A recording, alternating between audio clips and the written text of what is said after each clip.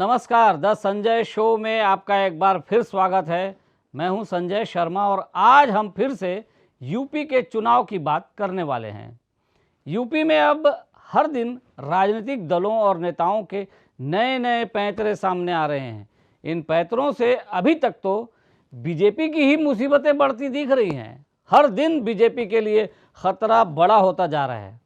ऐसे में बीजेपी के भीतर एक ऐसे रामबाण फार्मूले की बात हो रही है जो विपक्षियों को चारों खाने चित्त कर सकता है।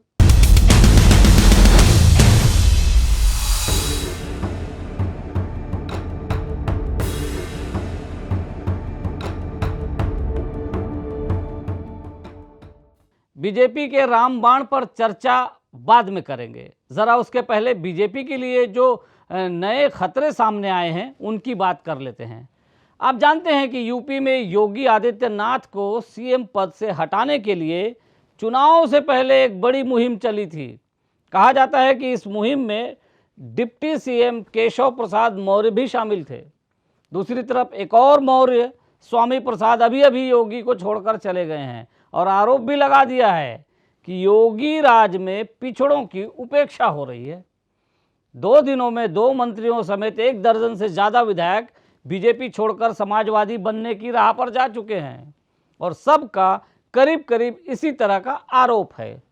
जाहिर है सबको पहले ही पढ़ाया जा चुका है कि जब वे बीजेपी को छोड़ेंगे तो क्या आरोप लगाना है और समाज में क्या संदेश देना है, ये भी बताया गया है।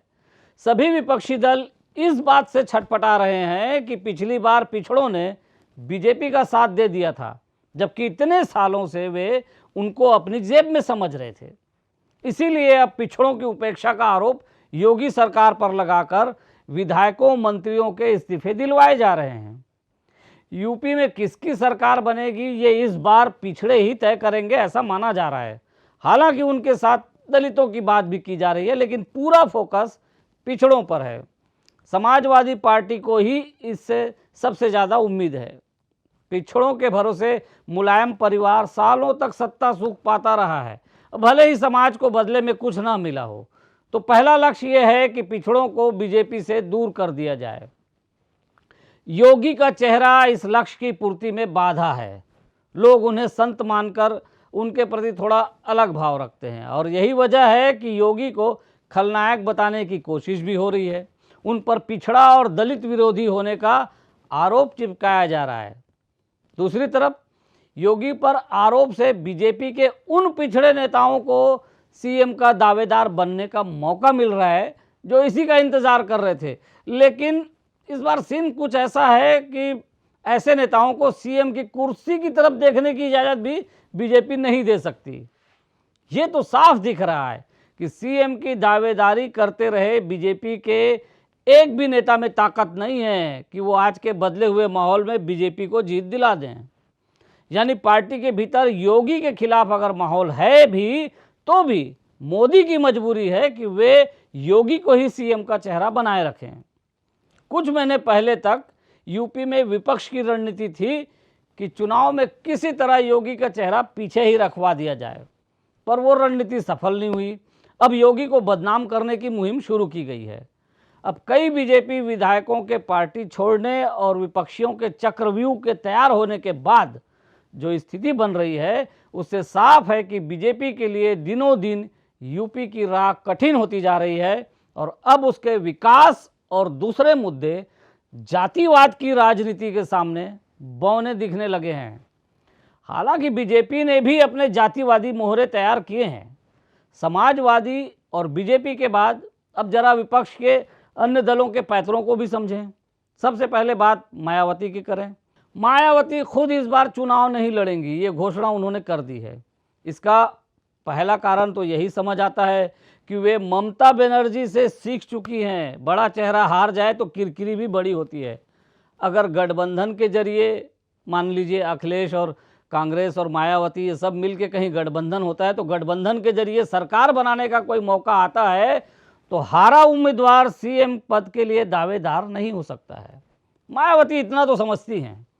चुनाव नहीं लड़ने का दूसरा कारण ये हो सकता है कि वे अपनी सीट पर फंस जाएंगी और उनको दूसरी सीटों पर प्रचार का ज़्यादा मौका नहीं मिल पाएगा।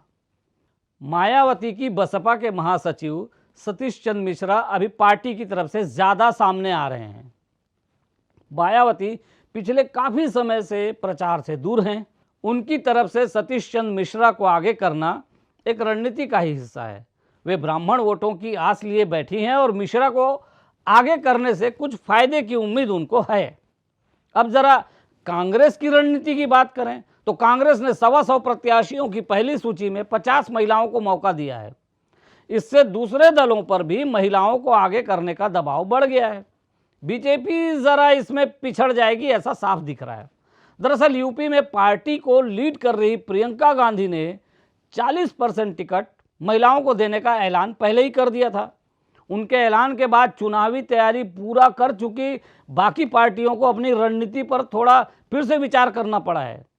प्रियंका ने कहा था कि ये फैसला राजनीति में महिलाओं की भागीदारी बढ़ाने के लिए लिया गया है। 2017 में समाजवादी और बसपा दोनों ने 8% महिलाओं को टिकट दिया था।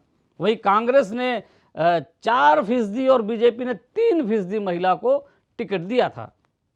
अब कांग्रेस ने महिलाओं को लुभाने के लिए नया दांव खेला है, पर उसने पहले चरण में जिन महिलाओं को टिकट बांटे हैं इससे उसकी चुनावी संभावनाएं जरा कमजोर होती दिख रही हैं। विपक्षियों के दांव और पैतरों के बाद अब बीजेपी के पैतरे की बात करते हैं। यूपी में जातिवाद के आधार पर पूरा समीकरण बीजेपी के खिलाफ बनाया जा चुका है और बीजेपी इसमें फंसी हुई दिख रही है। पार्टी में जातिवादी आधार बनाते हुए जिस तरह से भागने वालों की कतार लग रही है वो काफ़ी चिंता की बात है उसके लिए। हम पहले ही कह चुके हैं कि ऐसी स्थिति यदि बनती है तो सिर्फ मंदिर का मुद्दा ही होगा जो जातिवाद के फंडे को नाकाम कर सकता है और अब बीजेपी इसी चाल को चलने जा रही है। बीजेपी में चर्चा हो रही है कि मुख्यमंत्री योगी आदित्यनाथ को अयोध्या से चुनाव लड़ाया जाए। अभी वे विधान परिषद के सदस्य हैं, गोरखपुर से सांसद की सीट वे जीतते रहे हैं। राम मंदिर का फैसला आने के बाद योगी अयोध्या में खूब आते जाते रहे हैं। अयोध्या में दीपावली का पर्व उनके आने के बाद भव्यतम रूप ले चुका है। देश विदेश में अयोध्या की पहचान बनाने में योगी सफल हुए हैं। नदी तट पर सौंदर्यीकरण भी खूब हुआ है। बीजेपी के लिए अयोध्या में राम मंदिर का मुद्दा रामबाण से कम नहीं है और वो इसे चलाने की तैयारी कर रही है। योगी को विधान परिषद से हटाकर चुनाव लड़ाया गया तो पूरे यूपी में माहौल हिंदुत्व वाला हो जाएगा और अंतिम विकल्प यही है जो बीजेपी को भाता है और विपक्षियों को डराता है। इसीलिए विपक्षियों ने अब शिवसेना को भी यूपी में चुनाव लड़ने के लिए बुला लिया है, पर यह तो तय है कि यूपी में शिवसेना की दुर्गति ही होगी। शिवसेना के सांसद संजय राउत ने कहा है, शिवसेना यूपी में किसी गठबंधन का हिस्सा नहीं होगी, हम यूपी में बदलाव चाहते हैं। राउत ने आगे कहा है कि इस बार हमने 50 से 100 उम्मीदवार उतारने का फैसला किया है। जाहिर है हिंदुत्व के नाम पर आने वाले वोटों को काटने की कोशिश शिवसेना करेगी, पर जो प्रचार अभी यूपी में ओवैसी की पार्टी को लेकर किया जाता है कि वो मुस्लिम वोट काटने आई है, वही बात शिवसेना के साथ भी होगी। उसे हिंदू वोट काटने वाला बताया जाएगा। माना जा रहा है कि योगी अयोध्या से लड़ते हैं तो अवध समेत पूर्वांचल की सभी सीटों पर बीजेपी के पक्ष में माहौल बनेगा, पर हकीकत तो यही है कि पूरे यूपी में इसका असर होगा। विपक्ष इसी एक मुद्दे से घबराया हुआ है और उसे इसी की काट ढूंढे नहीं मिल रही। देखना होगा अगड़े पिछड़े सब समीकरण जमा कर बैठे विपक्ष को जातिवाद का लाभ मिलता है या फिर राम मंदिर सब पर भारी रहेगा। यूपी का इस बार का रिजल्ट लोकसभा चुनाव में भी पूरे देश के लिए माहौल बनाएगा। तो आज की चर्चा में सिर्फ इतना ही। आगे हम फिर यूपी चुनाव के नित नए बनते और बिगड़ते समीकरणों पर बात करते रहेंगे। अगर वीडियो पसंद आ गया है तो इसको लाइक ज़रूर करिएगा और दोस्तों को शेयर भी कर दीजिएगा। आखिर में IBC 24 के इस YouTube चैनल को सब्सक्राइब करना है, ये याद रखिएगा। नमस्कार।